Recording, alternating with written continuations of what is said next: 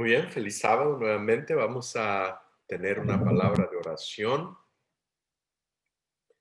invitando la guía del Espíritu en el repaso de la lección. Buen Dios y Padre, gracias nuevamente por sus misericordias. Gracias, Dios, por su compañía. Le queremos pedir, Dios, la guía de su Espíritu al repasar la lección de esta semana. En el nombre de Jesús. Amén. Muy bien, todo este trimestre tenemos el estudio del libro del profeta Isaías. Um, este, um, el profeta Isaías, sus escritos son algo muy especial en la Biblia. Hay tantos pasajes hermosos, poéticos, simplemente eh, gloriosos, doctor. Gloriosos, atesorados. No sé cuántos han tenido la oportunidad de escuchar con cuidado la obra maestra de Handel, el Mesías, y se aprecia ahí la belleza poética de los escritos del profeta Isaías. El profeta Isaías tuvo un ministerio que duró casi 60 años. Envolvió el reinado de 4 reyes en Judá. También le tocó al profeta Isaías vivir en el tiempo de la conquista y destrucción del reino del norte. Recordamos que a la muerte de Salomón, ¿verdad? Israel se dividió en 2, el reino del norte o el reino de Israel con 10 tribus y el reino de Judá o reino del sur con Jerusalén como su capital, el del norte Samaria. El ministerio del profeta Isaías incluyó el año 722, que fue cuando fue destruido el reino del norte, llevados cautivos por los asirios, y como era costumbre y práctica de los asirios, ellos desterraban a la gente de los lugares donde conquistaban y repoblaban esas zonas con personas de otros lugares que no tenían conexión con la tierra donde vivían. Así que dentro del periodo del ministerio del profeta Isaías le tocó ver eso ocurrir con el reino del norte, le tocó ver la crisis, una crisis similar avecinándose sobre Judá y sobre Jerusalén. Lo vamos a ver más adelante. Fue contemporáneo de los profetas Oseas y Miqueas, y en general se conoce el libro del profeta Isaías como el Evangelio del Antiguo Testamento. Tiene tanta proyección con respecto al nacimiento, la obra y ministerio de Jesús, que por afecto mucha gente le pone ese sobrenombre. Hoy vamos a estudiar el capítulo 1 y los versos 1 al 7 del capítulo 5. La manera que el libro está estructurado, los primeros 5 capítulos es como una mini o una sinopsis o resumen del libro completo. Así que el capítulo 6 sería lo que llamaríamos el capítulo 1 del libro propiamente dicho, ¿verdad? En este tiempo le diríamos a los primeros 5 capítulos tal vez un prefacio, y entonces el libro propiamente comienza en el capítulo 6. Así que hoy vamos a ver un resumen en el capítulo 1 de lo que trata el libro de Isaías en su totalidad. Y el título de la lección es Crisis de Identidad. Y usan como el texto para memorizar Isaías 1:18. Venid luego, dice Jehová, y estemos a cuenta. Si vuestros pecados fueren como la grana, como la nieve serán emblanquecidos. Si fueren rojos como el carmesí, vendrán a ser como blanca lana. Isaías 1:18.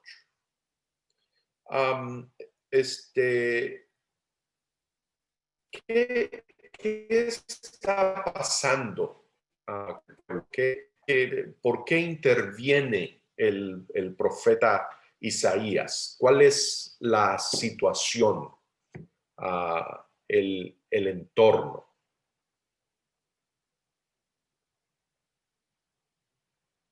No se amontonen a hablar todos a la vez.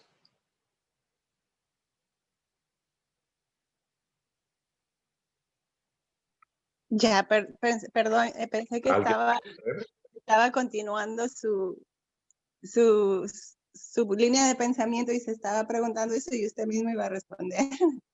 Pero lo que está pasando es que el pueblo tiene su religión muy atesorada, todas sus formas de religión, todas sus días sagrados, sus celebraciones, sus sacrificios, pero en su corazón están lejos de Dios. Entonces el profeta Isaías viene a, estoy hablando del pueblo de Judá, porque también vemos lo que pasó con Israel y sabemos también que Judá tenía sus reyes que también se desviaron y luego tenía reyes que volvían a acercarse al Señor, a hacer lo recto, a hacer reformas, pero el pueblo se ha alejado de Dios y ahora tienen toda esta forma de religión. Han visto lo que ha pasado con el pueblo del norte y entonces me imagino que tienen todas estas formas de religión temiendo que les pase lo mismo.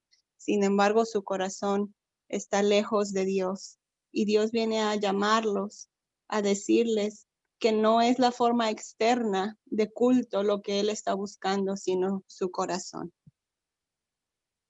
Gracias, Lili. ¿Hay alguien más? El libro abre con una, tal vez un refrán conocido.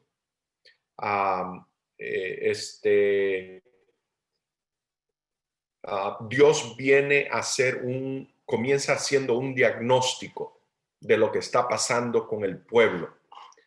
E interesantemente, el pueblo tiene una opinión diferente acerca del diagnóstico. Vemos que Dios viene y dice, crié hijos y los engrandecí y ellos se rebelaron contra mí. En el capítulo 5, versos del 1 al 7, aparece a Dios haciendo una viña y les dice, ustedes son la viña. Y dice todo lo que hizo a favor de esa viña, haciendo a algo que Jesús le hizo eco más adelante en la parábola de los labradores perversos, en Marcos capítulo 12 y Mateo 21. Así que Dios diciendo, mira, crié hijos y los engrandecí.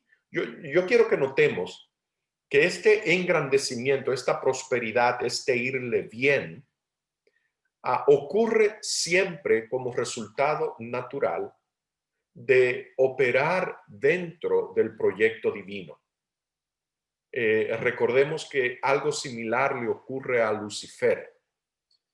Lucifer es coronado de sabiduría, de belleza, de hermosura, de talentos, de habilidades. Y la ley que gobierna los talentos es, ya sabemos, que si los usas, se multiplican. Te engrandeces, usando el verbo que aparece aquí. Y que la tendencia, o que una tendencia con frecuencia, si te enfocas en el don y no en el que da los dones, es que terminas olvidándote del dador de los dones. Y veo ecos de este fenómeno en la descripción que aparece en el versículo 2. Crié hijos y los engrandecí, y ellos se rebelaron contra mí. Y entonces comienza a hacer una analogía, un paralelismo entre el ganado y su pueblo. El buey conoce a su dueño, el asno, el pesebre de su señor, pero mi pueblo no tiene conocimiento.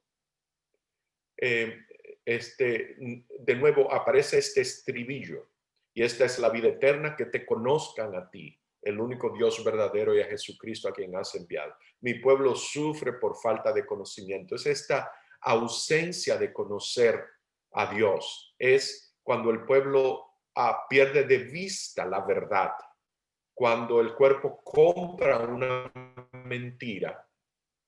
Ese fundamento es un fundamento que no es confiable, no es firme, es como edificar sobre la arena.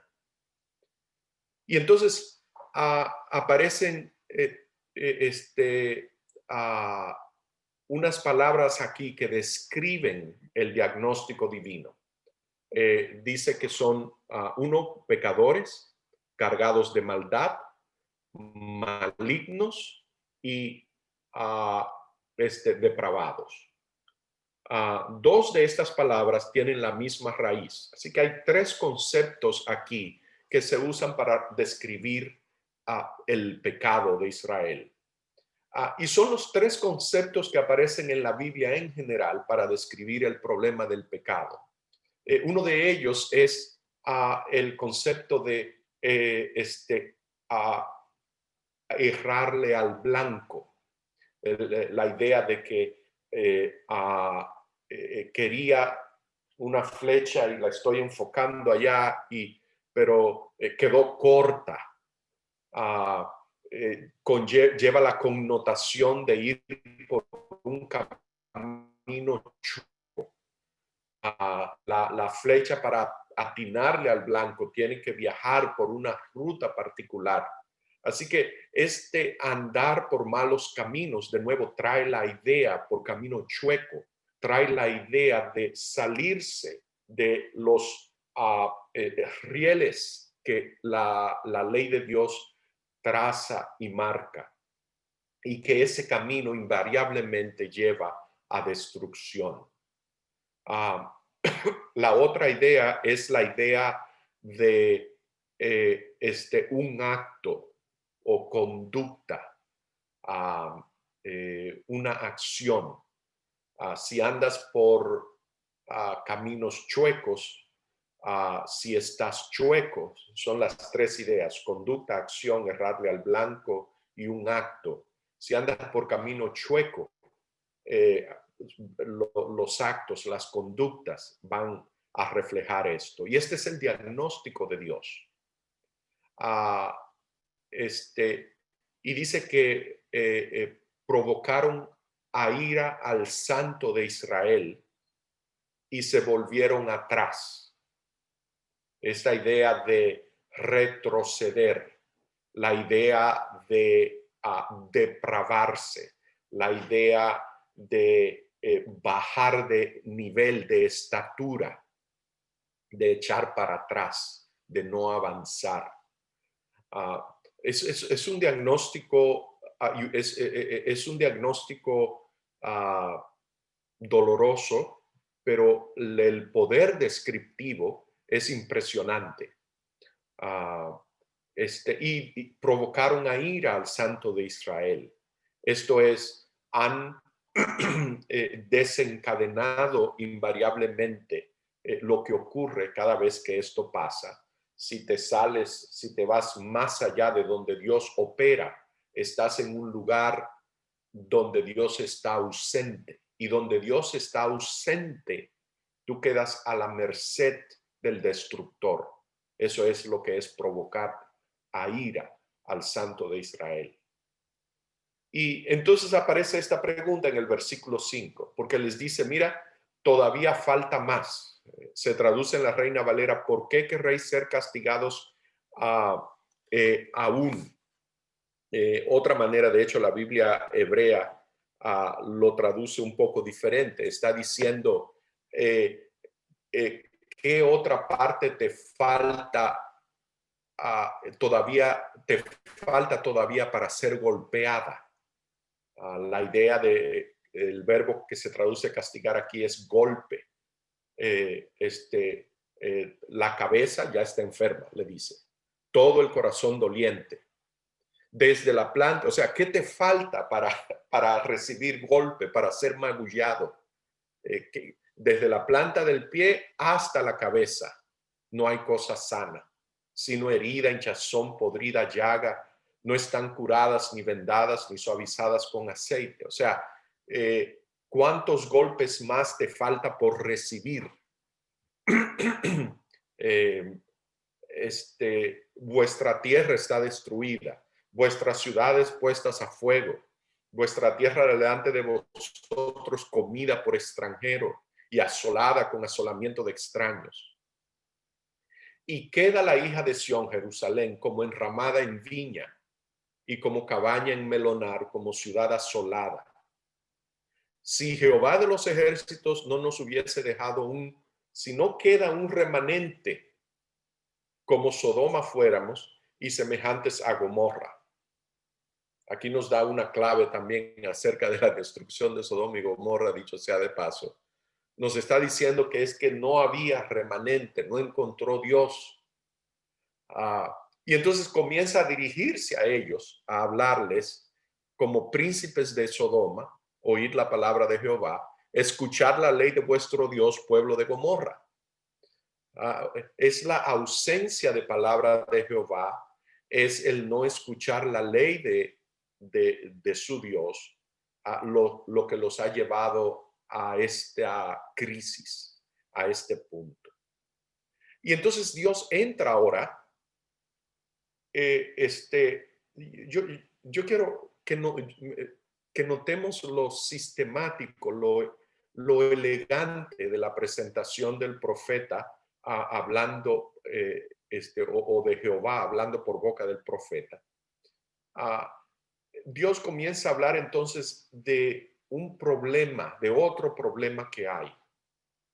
Y este otro problema que hay es que en esta condición en que ellos se encuentran, donde no hay punto ya que no esté herido, que no esté golpeado,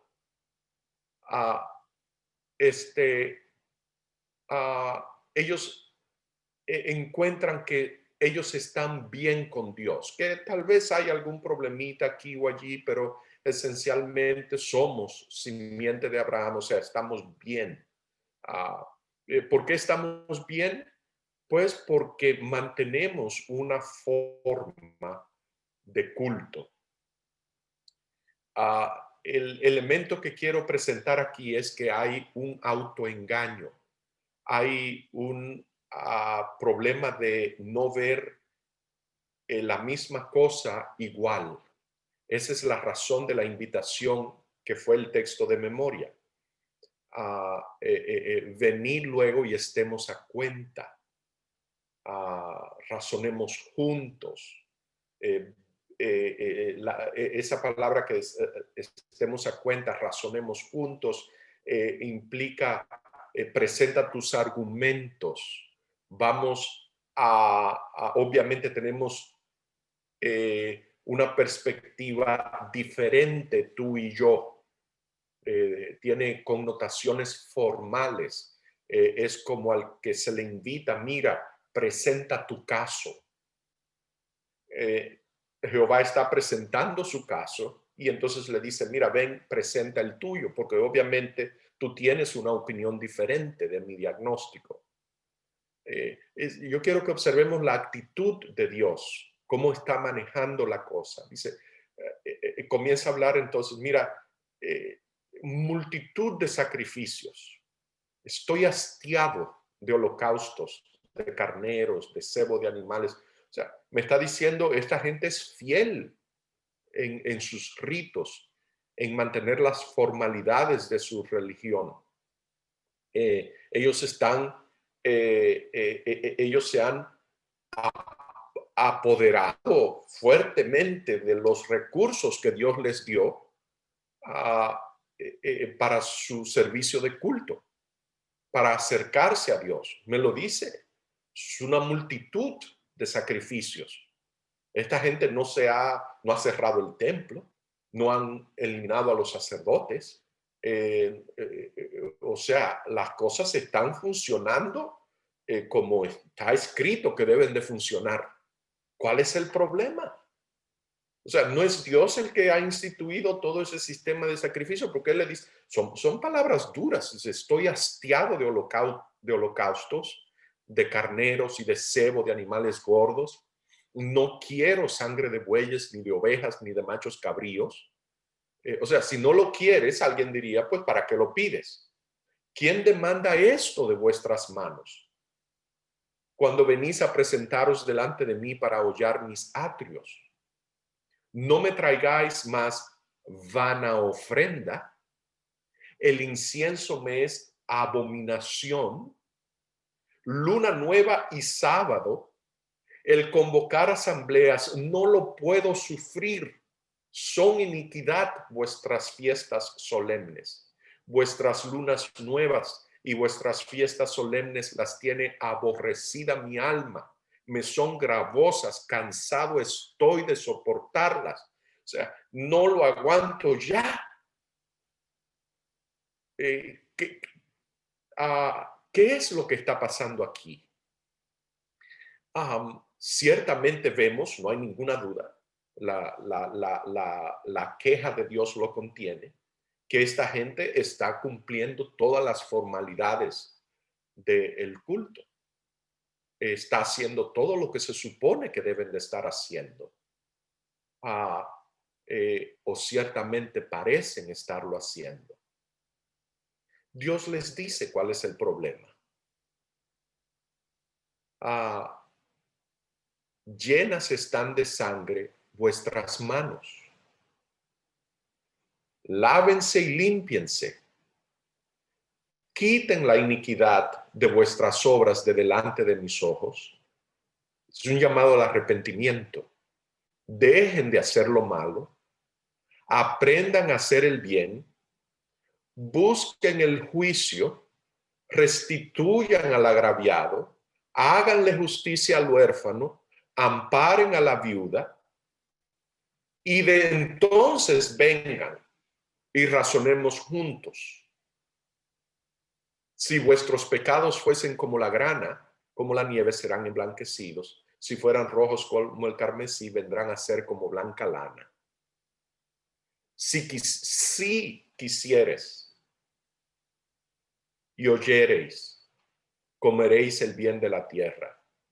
Si no quisiereis y fueres rebeldes, serán consumidos a espada, seréis consumidos a espada, porque la boca de Jehová lo ha dicho. Así que Dios, el engaño que hay aquí, el problema que hay con el culto y con los servicios religiosos es que el enemigo logró con la nación de Israel mucho de lo que ha logrado con la iglesia cristiana en esta época. Y es que aunque estos servicios y esta simbología estuvo diseñada para enfocar al pecador y a la nación, al pueblo, a todo, era algo público, a todo el que fuera testigo, que lo viera la obra y ministerio de Jesús en favor del pecado y del pecador, que entendiera la naturaleza del pecado y que viese cómo a Jesús como Dios resolvía ese problema para reconciliar, para restablecer la relación. Demostraba la rebeldía del ser humano que se apartó y presentaba y anunciaba la provisión que Dios hizo y que estaba haciendo para restaurar esa relación. ¿Qué ocurre? Para este tiempo, la nación de Israel lo que entendía era que tenían un Dios airado y vengativo al cual había que apaciguar con la sangre de animales. Luego se iban a convencer que había que apaciguarlo con la sangre de seres humanos. De hecho, habían grupos haciendo eso en este tiempo ya. Así que el mismo acto, el mismo sacrificio, ahora simboliza y representa otra cosa. Por eso son gravosas para Dios. No lo puedo sufrir, cansado estoy de soportarlas. Son frases duras, me son abominación. Es que cada ofrenda de estas lo que está diciendo es, tengo un Dios vengativo, tengo un Dios airado, tengo un Dios al que tengo que apaciguar. Y mientras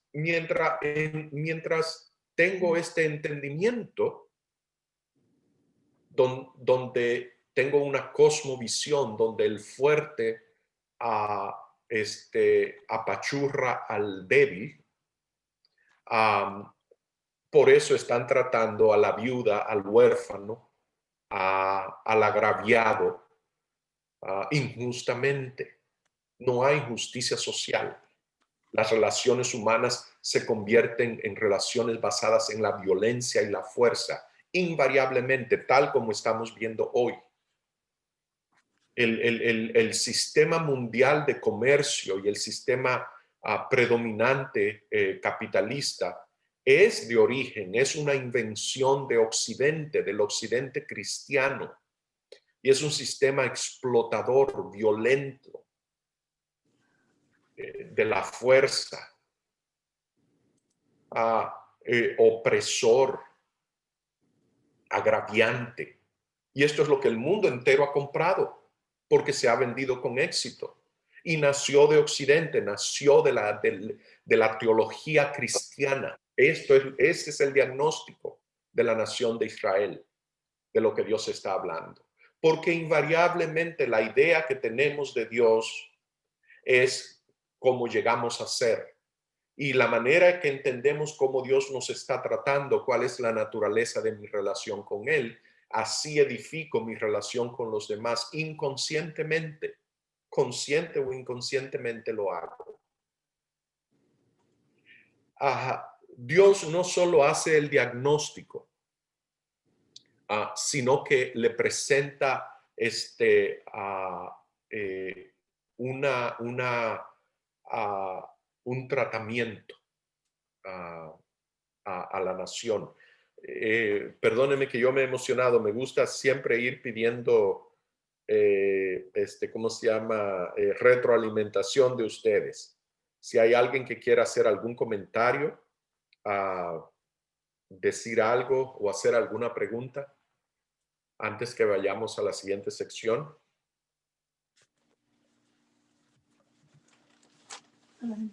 Te llamas y tú no respondes.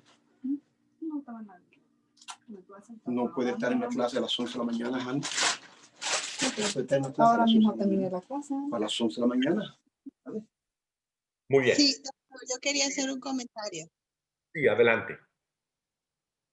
La parte del capítulo 1 de Isaías que dice, permítame un momentito.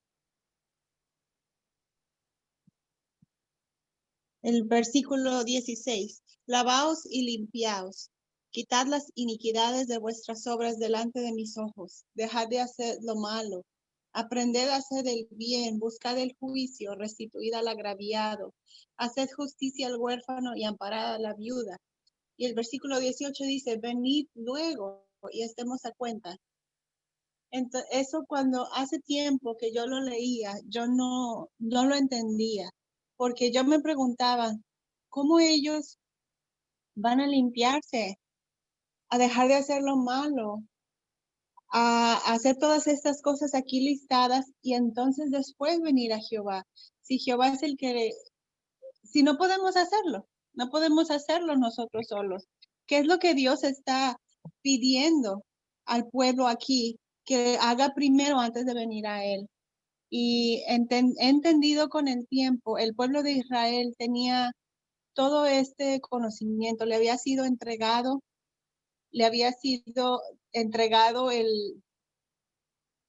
la esencia de la salvación, todas las leyes de Jehová, con las cuales ellos podían prosperar, reflejar su carácter. Ese era el propósito de Dios, al darle todas estas leyes, que el mundo conociese el amor de Dios, que ellos reflejaran cómo es Dios. Era usarlos a ellos como un canal de bendición para el mundo, pero ellos no quisieron. Entonces, aunque lo sabían, lo conocían, voluntariamente estaban alejados, conocían, si algo conocían perfectamente eran las leyes y voluntariamente se habían alejado de lo que Dios les había pedido. Y aún así continuaban con estos rituales, continuaban con todo esto pidiendo la bendición de Dios, pidiendo la obra de Dios en sus vidas. Entonces, lo que Dios les está diciendo no es que ellos hagan esa obra en su corazón, sino que regresen, que regresen, que lo entiendan a Él, que quieran conocerlo, que se han desviado, que han creído una mentira, que ellos saben la verdad y voluntariamente han cerrado los ojos a esa verdad. Que abran los ojos de nuevo, que han perdido la esencia de quién Él es, aún con todos sus cultos y sus cosas, han perdido la esencia del conocimiento de Dios. Y entonces Dios los invita y les dice, vengan a mí cuando ustedes tengan el deseo en su corazón de realmente conocerme. No les estaba diciendo en sí, pongan todas estas cosas en práctica y luego vengan, sino que cambiaran de corazón, que cambiaran la intención de su alma, de alejarse de Él, de querer poner en práctica las enseñanzas, la voluntad que Dios les había mostrado para su pueblo, y vinieran a Él y Él iba a lavar sus pecados, entonces iba a restaurar todo lo que habían perdido. Ese es lo que quería comentar. Perfecto, exactamente así es, Lili. Más que una lista de prerequisitos o precondiciones antes de que vengan, es como Dios contrastando, mira, esta es la religión formal que tú vienes siguiendo, esta es la verdadera religión. Hacer justicia al huérfano, restituir al agraviado, amparar la viudez, esa es la verdadera religión. Tú quieres comprometerte, tú quieres, ahora que lo sabes, tú quieres renovar tu compromiso a la verdadera religión, ven entonces y estemos a cuenta, ven entonces y razonemos juntos, y yo te voy a decir cómo lo alcanzas, cómo lo logras. Gracias, Lili. ¿Y cuál es el tratamiento para eso que te aqueja? Y luego aparece aquí juicio y redención hasta el versículo 31. Dice, ¿cómo te has convertido en ramera, oh ciudad fiel? Llena estuvo de justicia, en ella habitó la iniquidad, pero ahora la equidad, pero ahora los homicidas. Notemos de nuevo el tema de desandar camino que ya habían andado. La idea de infidelidad, la idea de irse con otro que no es su esposo, que es Dios. Es el mismo cuadro que nos presenta el libro de Apocalipsis, que es la condición de la iglesia cristiana hoy.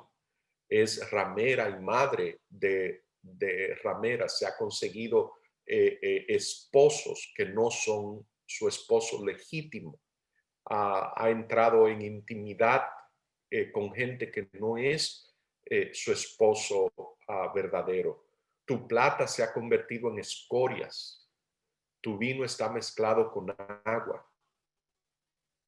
Tus príncipes prevaricadores y compañeros de ladrones. Es terrible. Prevaricador es alguien que vende la justicia. Mentiroso, que aman el soborno, van tras las recompensas, no hacen justicia al huérfano, ni llega a ellos la causa de la viuda. Este empeño con los desposeídos, con los marginados, con la gente que no tiene poder, es la esencia de la justicia divina. Porque no opera dentro del círculo, la esfera o el paradigma del poder. Esta es la gente que precisamente no tiene poder, no puede pagar el soborno, no está en una posición de devolver favores, no está en una posición de recompensar o avanzar el proyecto del que los está juzgando, del que tiene poder. Y es el trato a ese grupo precisamente lo que te mide, es el mejor barómetro para decirte, diagnosticarte la salud de una sociedad. La salud de una sociedad se mide, de una nación, de un pueblo, se mide en la manera como esa nación, ese pueblo, esa sociedad maneja a los marginados, qué hace, cómo los trata, qué provisión hace para ellos. No es en qué círculos se mueven los poderosos, no es en cuántas armas tiene o cuánto dinero hay en el banco. Tu plata se ha convertido en escoria.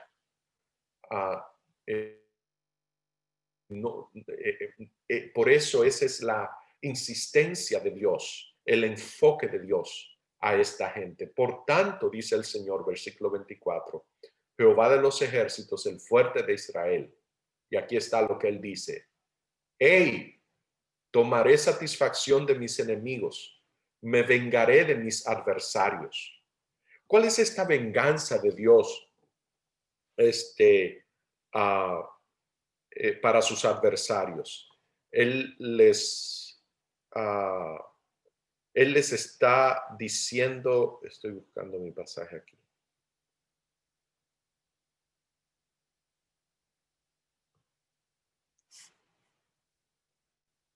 Él les está diciendo lo que haré, me vengaré de mis adversarios.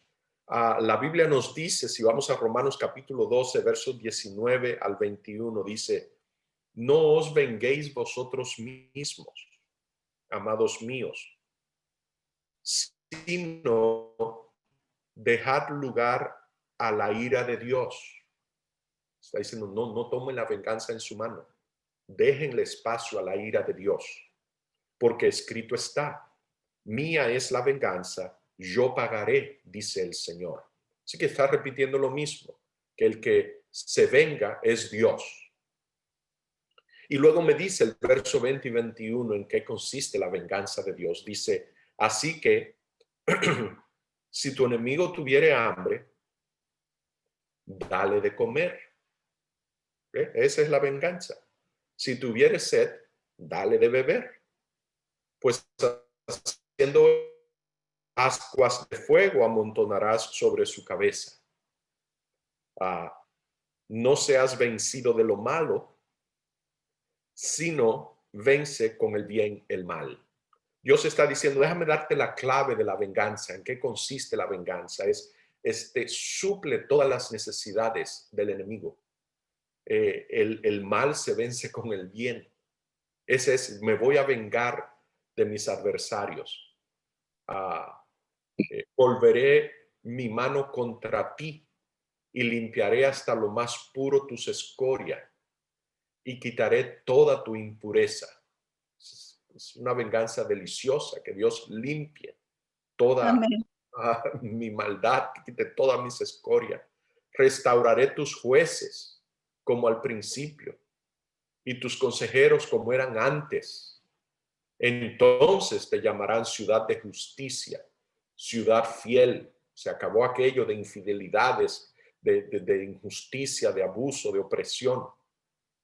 Pero los rebeldes y pecadores, Sión será rescatada con juicio y convertidos de ella con justicia. Gloria a Dios. Eso es un proyecto glorioso de la venganza de Jehová.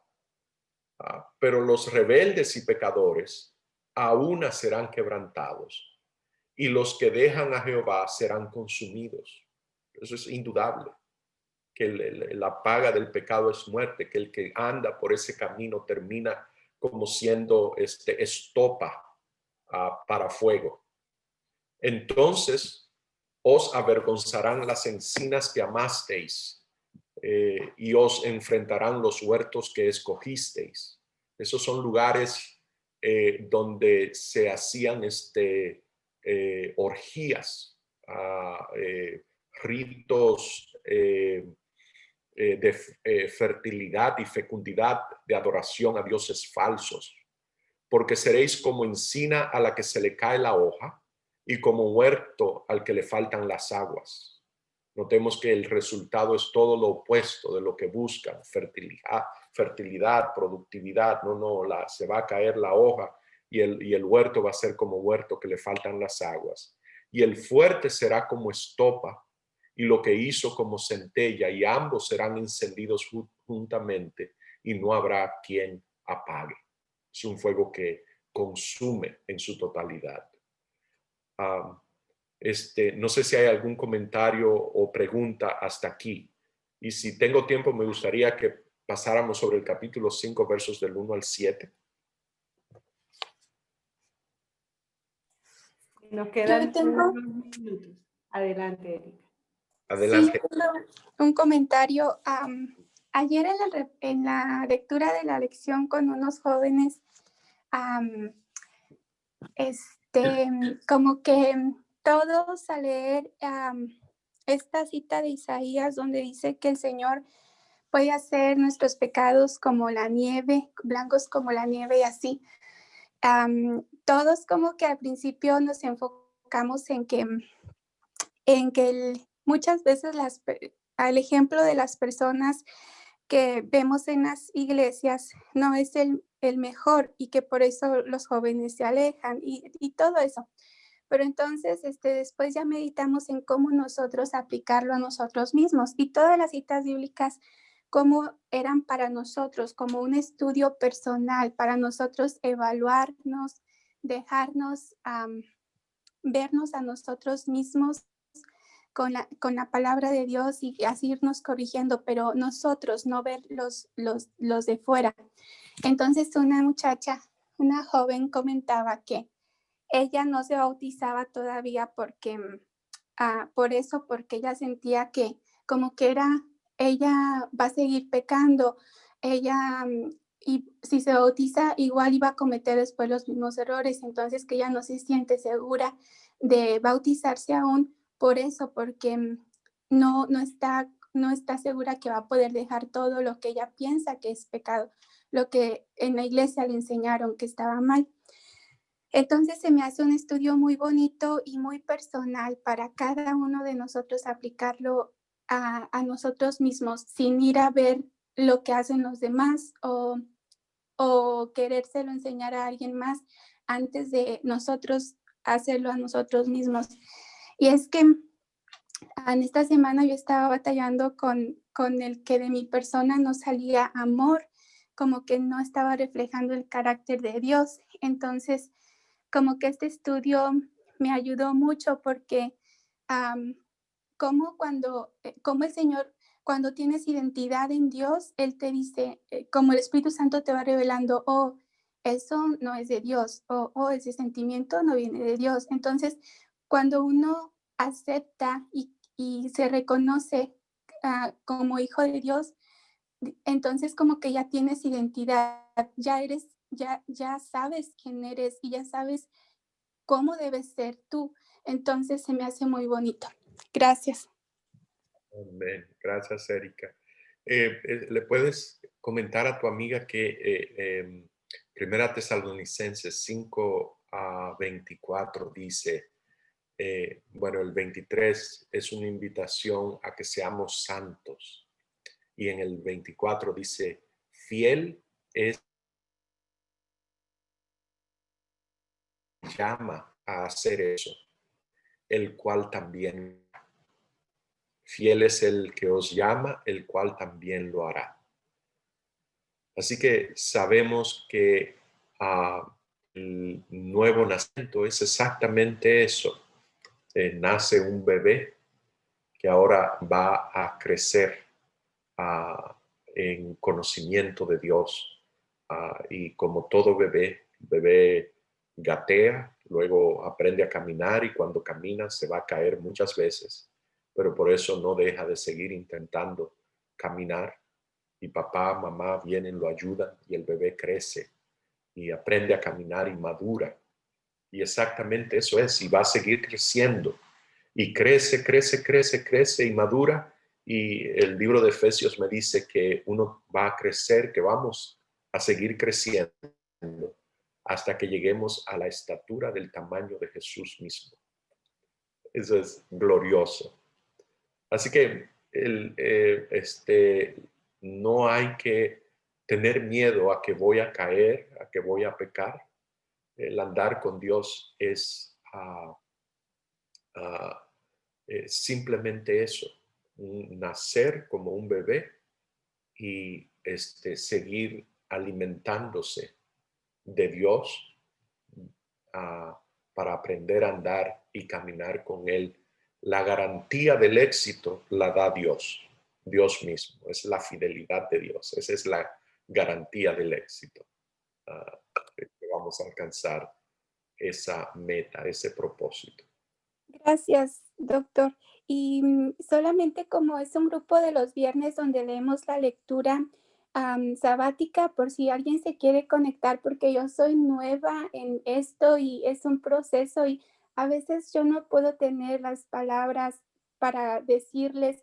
Entonces ayer como que pues la muchacha estaba llorando y no sé, como que tal vez alguien más que quisiera conectarse, aportar y ayudar. Es un grupo de jóvenes que nada más nos decidimos unir así y se están uniendo jóvenes de México, de Wisconsin. Entonces yo siento que yo no tengo mucho para ayudar como debería, entonces por si alguien se quisiera conectar. Muy bien. Hay una invitación de Erika. Bien. Erika, yo estoy dispuesto. Gracias, Erika. Para que mande, disculpe, doctor. Bueno, adelante. La invitación para que podamos conectarnos, bueno, yo me conecté la primera vez que lo hiciste y yo no tenía conocimiento que lo seguías haciendo. Yo pensé que ibas a seguir mandando como la invitación y ya no vi nada, entonces, pero claro que sí, podemos conectarnos. El doctor también creo que iba a decir lo mismo y solamente necesitaríamos la invitación para la clave del Zoom. Claro que sí, gracias. Bien. Creo que se acabó el tiempo, Ceci. Sí, ya. Pues vamos a tener una palabra de oración. Amante Dios y Padre, gracias por tantas bendiciones. Gracias, Dios, por su amor. Gracias, Dios, por su proyecto de restaurarnos, lavarnos y limpiarnos. Siga bendiciendo su iglesia. Bendiga la programación de hoy. En el nombre de Jesús. Amén. Amén.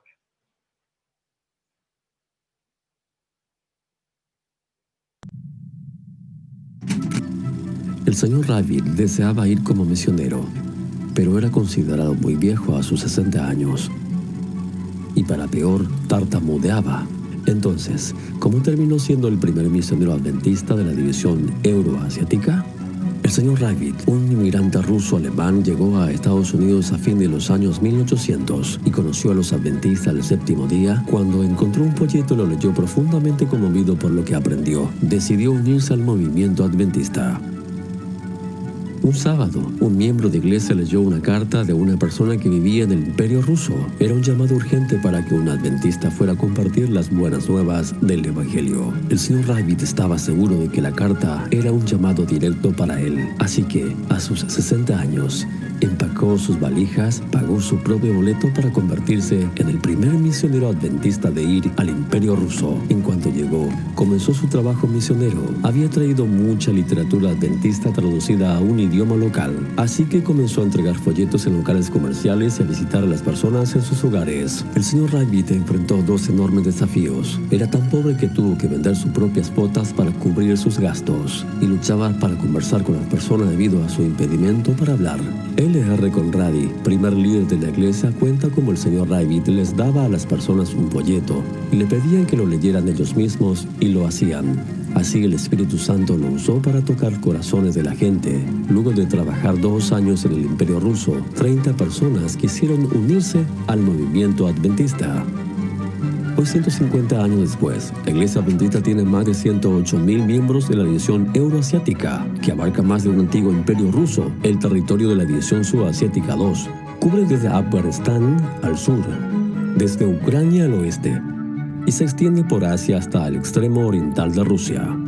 Dios aún usa a hombres y mujeres, jóvenes y ancianos para compartir el amor de Jesús en esta región. Puesto que el grado de libertad religiosa es variada, los miembros de iglesia de los distintos países de la división euroasiática se enfocan en el ministerio personal y siguen el método de Cristo para cumplir las necesidades físicas de las personas. Hoy hay más de 100 instituciones, incluyendo tiendas de alimentos saludables y centros de salud, que cada día tocan las vidas de las personas. Aunque los miembros de iglesia trabajan duro para compartir el amor de Jesús, todavía el desafío de difundir el evangelio de la división euroasiática es enorme. Países tales como Afganistán, Turkmenistán son parte de la llamada Ventana 1040. Muchas personas de esta región jamás han oído el nombre de Jesús. En muchos lugares es absolutamente ilegal compartir el evangelio y las personas pueden ser encarceladas o incluso asesinadas si aceptan a Jesús. Así como cuando Dios superó las limitaciones del señor Rabbit de su edad, pobreza e impedimento para hablar, hoy el Evangelio de Jesús avanza con el poder del Espíritu Santo. Por favor, oren para que las preciosas personas de la región euroasiática lleguen a conocer a Jesús y que tal vez como el señor Rabbit sepan que nunca es demasiado anciano para compartir el amor de Jesús. Gracias por sus diezmos y ofrendas misioneras que ayudan a crecer y sostener la obra misionera en el mundo.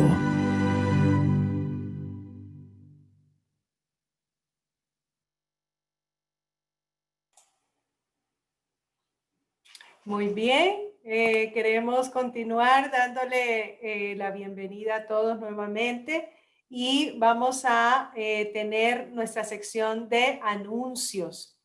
Vamos ahora, les voy a compartir mi pantalla y vamos a mirar algunos anuncios importantes que queremos que todos tengan en cuenta para esta semana. Tenemos a las 7 de la noche hora de Texas, 8 de la noche hora de Colombia, por este mismo medio, por Zoom, vamos a tener los 10 días de oración, del 6 al 16 de enero. Están todos cordialmente invitados, esperamos que nos puedan acompañar, de verdad va a ser una jornada que nos va a ayudar a encontrar la dirección del Espíritu y lo necesitamos urgentemente. Entonces, para que por favor guarden en su agenda 7 de la noche u 8 de la noche hora de Colombia, 7 de la noche hora de Texas o de Estados Unidos, hora central, del 6 al 16 de enero. Precisamente conectado con esto, hoy en la tarde a las 3:30, que es el primer sábado de enero, vamos a, en vez del espacio para el Ministerio de Salud, vamos a tener una reunión de planeación para estos 10 días de oración. Así que si usted va a tener alguna parte como líder en esta sección de los 10 días de oración, Le pedimos que por favor nos acompañe a las 3:30, los hosts, para que por favor estemos, y toda otra persona que vaya a tener alguna participación en los 10 días de oración, por favor, para que se conecten hoy a las 3:30 hora central de Texas, de Estados Unidos. A los lunes, este lunes continuamos con la reunión de peticiones, oración y testimonio con el pastor Acosta. El martes va a haber reunión de planificación del centro de influencia. Esto es para todo aquel que desee servir, poner sus dones al servicio de Dios. Entonces, esto es el martes. El miércoles y jueves no habrá grupos pequeños, para que lo tengan en cuenta. Esta semana no habrá grupos pequeños miércoles y jueves porque tendremos los 10 días de oración. A los sábados, como siempre, empezamos a las 8:30, luego tenemos el seminario de salud, el repaso de la lección y la predicación. Y recordando que todos los sábados, excepto el primer sábado, tenemos estudios bíblicos de preguntas y respuestas con el pastor Ureña de 3:30 a 4:30 de la tarde, y el segundo y cuarto sábado reunión de jóvenes a las 5 de la tarde. Para sus diezmos y ofrendas, a través de adventisgiving.org o contactar a nuestro pastor Acosta. Si hay algún anuncio relevante, por favor, colocarlo en el calendario de la iglesia o comunicarse con la hermana Oneli Encarnación, que es nuestra directora de comunicaciones. Muy bien. Entonces, ahora vamos a saludarnos. Queremos saludar a todos muy especialmente para que prendan sus cámaras y puedan, por lo menos podamos verlos virtualmente, mandarles un abrazo acá desde Colombia. Mi querida madre y yo les mandamos un abrazo a todos, un feliz año para todos y que este año venga lleno de muchas, muchas bendiciones. Así que todo aquel que quiera prender su cámara, bienvenido, y vamos a